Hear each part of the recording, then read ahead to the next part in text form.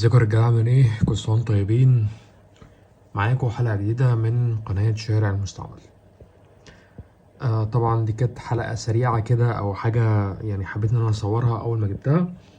بس طبعا قبل ما نبدا الفيديو ما تنساش تصلي على النبي، تعمل اشتراك في القناه وتعمل لايك للفيديو علشان نفضل مكملين.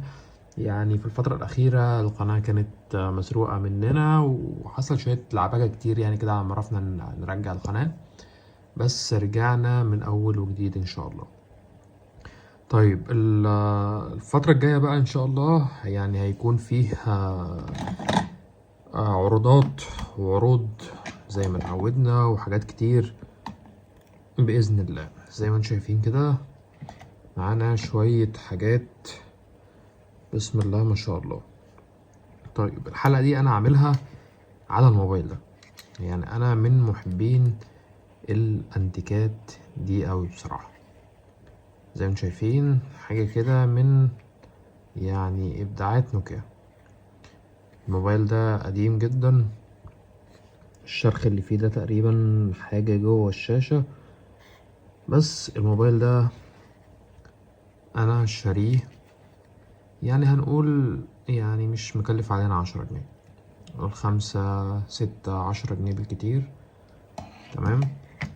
طيب الموبايل ده طبعا انا شاريه، مش ضامن اذا كان هيشتغل ولا لا، احنا شارينه بس كده وهنجرب ونشوف. طيب هو كان فيه بطارية. طيب فين البطارية بتاعته؟ البطارية بتاعته على الديسك توب بتشحن. طبعا دي البطارية الكبيرة بتاعته. البطارية الكبيرة كانت فاصلة خالص وكانت مكربنة، يعني كانت عليها زي نظام طبقة كربون كده، فطبعا احنا نضفناها وحطيناها على الشاحن تشحن. هنا برضو في حاجات مكربنة اهيت.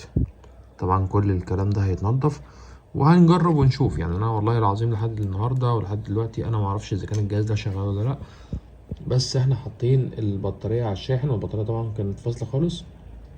تسيبها طبعا الليلة على الشاحن. يعني الحلقة دي بتصور تقريبا الساعة 5 الفجر، فهنسيبها لحد بكرة.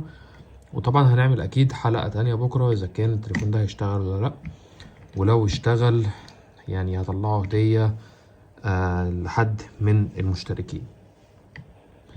فالجهاز حرفيا تحفة. طبعا كل ده هيتنضف وكل ده هيتظبط. ده برضو الجهاز ده محتاج شاشة تقريبا أو باغة،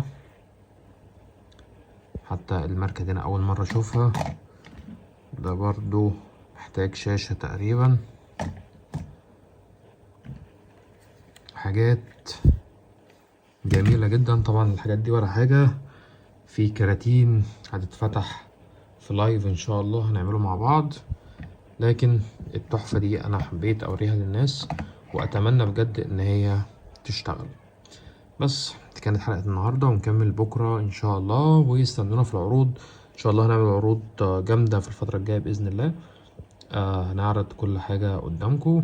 بس أهم حاجة متنسوش تصلوا على النبي وتعملوا اشتراك في القناة ولايك للفيديو، وأشوفكم على خير إن شاء الله.